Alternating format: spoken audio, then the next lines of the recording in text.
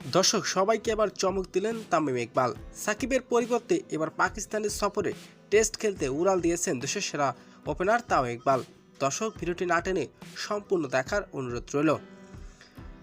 বাংলাদেশের সেরা অলরাউন্ডার সাকিব আল হাসান তার নামে দিয়েছে মামলা। ২৮ নম্বর আসামি হিসাবে তিনি গণ্য হয়েছেন। তবে একজন আসামি কখনো ক্রিকেট খেলতে পারবেন না, এমনটাই জানিয়েছেন ক্রিকেট উপদেষ্টা।